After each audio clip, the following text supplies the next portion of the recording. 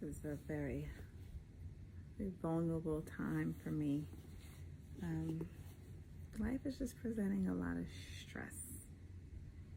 And I had a little breakthrough cry last night about me missing my mother. My mother died in 2001 from a drug overdose, which I mainly think she did on purpose because she was HIV positive and she started to get sick, and I was the only one out of her kids that knew. There were 6 of us. I'm the eldest, and she said that she did not want to leave this world sick and weak, and she did not want her kids to see her that way. So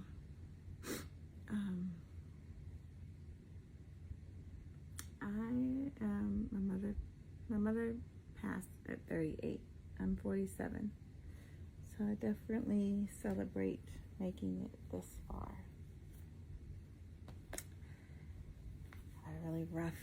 I'm having a really rough few months, and tonight when I came home, I think the stress of things that is happening at work got the better of me, and as I was walking up the steps, I was dizzy. I wasn't feeling well all day today, so I came home, I took a nice bath, and calmed myself, and my partner reminded me of my breakthrough last night with my mother, so I said, well, you know what, maybe I need to have her close to me. I did have her ashes and my grandmother's ashes, but years ago my sisters decided they wanted them, so I gave my mom's ashes and my grandmother's ashes to them, because at the time I felt like I was strong enough, and maybe they needed it more than me. But I'm finding that it's getting rougher and rougher. So I put my mom's pilgrim humongous nightgown on tonight because I needed a hug, and I read some of her journal that was revealed to me after her death. And I have a funny story about this Shih Tzu right here. It might make you laugh. So my mother always wanted a Shih Tzu, and this is when I was like, my early 20s. I couldn't afford it. I went and looked up a Shih Tzu. I could not afford. I lived in Brooklyn. I worked a regular job. I couldn't afford to buy her a Shih Tzu, but I wanted her to have a Shih Tzu so bad, right? So I went to FAO Schwartz, and I found this Shih Tzu puppy, stuffed animal.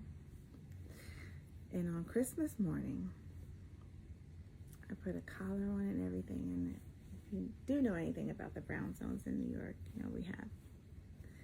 we had these big wooden sliding doors. So I had the doors closed, and I put the collar on the stuffed animal, and I closed the door, so all you could see was me holding a dog leash, and then I was acting like this, and I was like going all over the place, and I was acting like whatever was on the other side of the door was moving, and my mother's sitting there, and she's like, oh my God, I can't believe, oh my God, I can't believe. And I slid the door open, and I dragged the stuffed animal in, and my mother was like, I could kill you. I was so excited. I said, Ma, I'm in my 20s. Where was I getting that much money to buy a Shih Tzu from? Where was I getting it? So this was her Shih Tzu. So I'm sleeping with him tonight, and I read first couple pages to my mom's journal, and I swear, like, if I had this journal earlier in my life, it would have made things differently. Here's a picture of my mom. This was July 4th, 1977. I was born July 4th, 1978. I know she had more journals, and this journal started when she was in rehab. So this starts September 18th, 1994. And I'll show you, there's a few entries on this page. But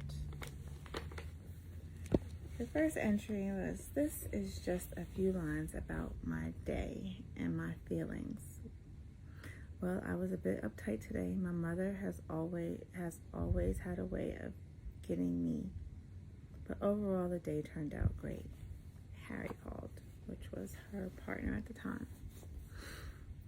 And I will say that my mother was a long-term drug abuser.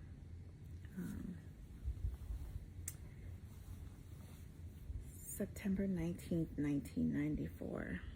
I got up at 8:24 and decided to paint my grandmother's dining room, and I did. I'm not feeling happy, but I'm not sad. I miss my kids and Harry and wish they would hurry up and send me this letter I'm waiting for. Then she writes this poem, which really hit home for me today. On September 20th, 1994. And mind you, I have this journal up until 2001, which is when she passed. There's a lot of empty spaces, but the poem that she wrote on September 20th, 1994, my mom's name is Robin. Love is being able to be there when you really don't want to. Love is giving of oneself when the other person simply can't or doesn't know how. Love is learning to mature under painstaking conditions. Love is holding on for dear life even when you're totally dead inside. Love is looking in the mirror and loving what you see, even if it's ugly. Love of self is just a start. Being honest is the end.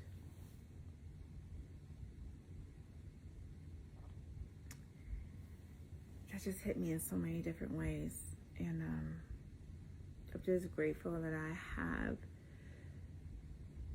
the ability to reflect sometimes. But it's so crazy that when I am having some of the roughest times or the hardest times of my life, I can go back and read my mother's journal, and whatever she was feeling or going through at that time, it is where I am currently. And I will say there's a lot going on in my life, and there's a lot that's up in the air, that's uncomfortable. So, on September 21st, this is the last one I'm going to read. As of late, I've been feeling as though I'm a load on everyone's shoulders. I'm also experiencing some discomfort due to the fact that my family members are treating me like a child.